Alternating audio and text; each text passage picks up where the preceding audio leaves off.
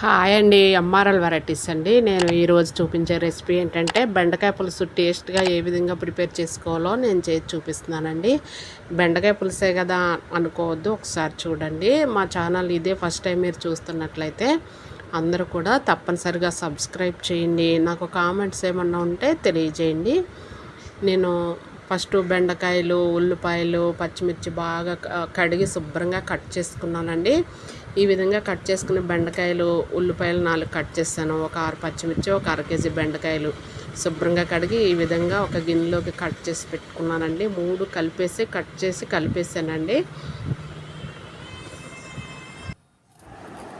ఇలా అన్నీ మొత్తం కలిపి పెట్టుకోవాలండి. బెండకాయ అన్నీ ఒక గిన్నెలోకి ఒకేసారి కట్ చేసి వేసేసుకుని మనం సరిపడగా ఒక 6 స్పూన్ల ఆయిల్ వేసుకోవాలి.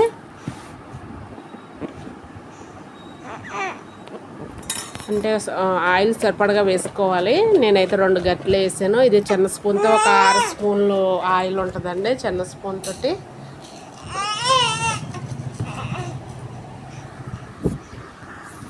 ఇలా మొత్తం ఆయిల్ వేసిన తర్వాత గిన్నెతో కుదపాలండి. మొత్తం ముక్కలకి ఆయిల్ కలిసేలాగా పై కిందకి మీదకి అని గ్యాస్ వెలిగించి మామూలుగా మగ్గే వరకు ఉంచుకోవాలి. ఇలాగా గ్యాస్ మీద పెట్టి మగ్గనివ్వాలండి. బాగా మగ్గాలి. మూత పెట్టేస్తున్నాను, నేను మగ్గనిస్తున్నానండి.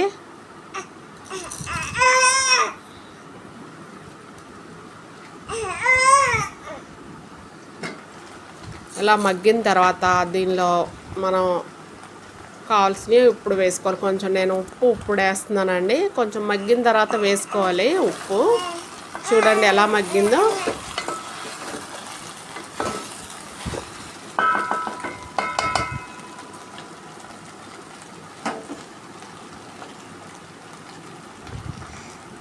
ఉల్లిపాయ, పచ్చిమిర్చి, బెండకాయ ముక్కలు అన్నీ కలిపి మగ్గాలి. ఇలా మగ్గితే టేస్ట్ బాగుంటుందండి.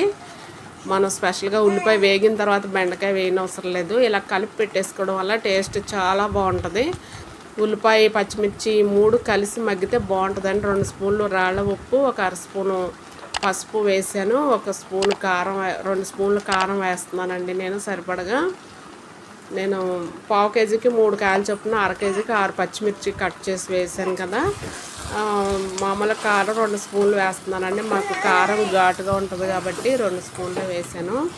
ఇలా ఇవి వేసిన తర్వాత కొంచెం మగ్గనివ్వాలండి. ఉప్పు, పసుపు, కారం ముక్కలకు పట్టుకునేలాగా కొంచెం మగ్గనివ్వాలి. ఒక 2 నిమిషాలు మగ్గాలి.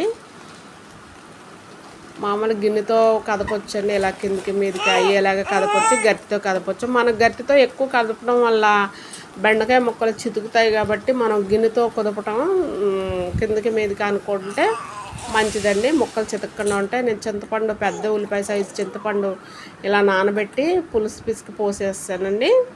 ఇలా పలచగా ఉండాలి పులుసు, మరీ చిక్కగా ఉండకూడదండి. బెండకాయ పులుసు పలచగా ఉండాలి, చిక్కగా ఉంటే బాగుండదు. నేను ఇప్పుడు ఇందులో కొంచెం వాటర్ పోస్తాను. ఇంకాను కొంచెం వాటర్ పోసేసి మూత పెట్టేసి ఉడకనిస్తానండి. ఇప్పటి వరకు సిమ్లో ఉంది. ఇప్పుడు నేను హై ఫ్లేమ్లో పెడతాను. వాటర్ పోసేసి మూత పెట్టేసి ఉడకనిస్తానండి. హై ఫ్లేమ్లో పెట్టి ఉడకనిస్తాను నేను.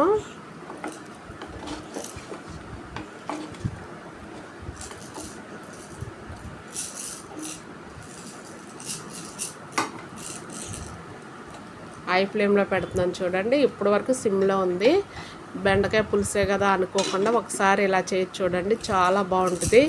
ముక్క మరీ చిమిడిపోయినట్టు ఉడకకూడదండి. మామూలుగా పచ్చివాసన పోయేలాగా ఉడికితే సరిపోద్ది బెండకాయ పులుసు. మరీ చిమిడిపోయేలాగా ఉడికితే ఇంకా టేస్ట్ ఏం ఉండదండి. చూడండి పులుసు చాలా వరకు ఉడికిపోయింది. కొంచెం బెల్లం వేస్తున్నాను నేను. ఒక 4 స్పూన్లు బెల్లం ఉంటుందండి. ఇది కొంచెం ముక్కలుగా ఉన్నది వేసాను నేను. బెల్లం అనేది ఆప్షనల్. తినేవాళ్ళు పులుసులో బెల్లం వేసుకోవచ్చు, తినని వాళ్ళు పులుసు అలాగే తినేయచ్చు. ఎలా చేసుకున్నా బాగానే ఉంటుంది. మేము బెల్లం తింటాం కాబట్టి నేను బెల్లం వేసానండి దీనిలోను. ఫస్టే బెల్లం వేయకూడదు. మామూలుగా చింతపండు పులుసు పోసాక కొంచెం ఉడికాక అప్పుడు బెల్లం కూడా వేసి ఉడకనివ్వాలండి. ఆ తీపి, పులుపు అన్నీ ముక్కలకు పట్టుకుని టేస్ట్ చాలా బాగుంటుంది.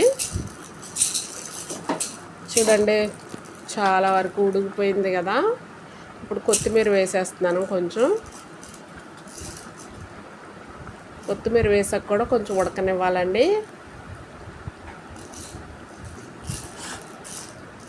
కొత్తిమీర వేసాక ఒక్క నిమిషమైనా కుక్ అవ్వనివ్వాలి. ఇలా ఉండాలండి పులుసు, పలచగా ఉండాలి. పలచగా ఉండాలి కదా అని గిన్నె నిండా వాటర్ పోయకుండా సరిపడగా పోసుకోవాలి మనం.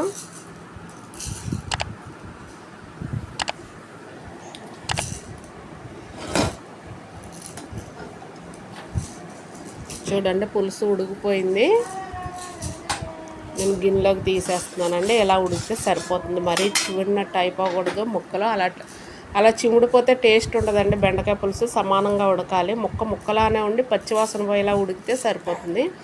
బెండకాయ పులుసు బాగా రెడీ అయిపోయిందండి. చాలా టేస్ట్గా ఉంది. మా ఛానల్ అందరూ కూడా సబ్స్క్రైబ్ చేయండి.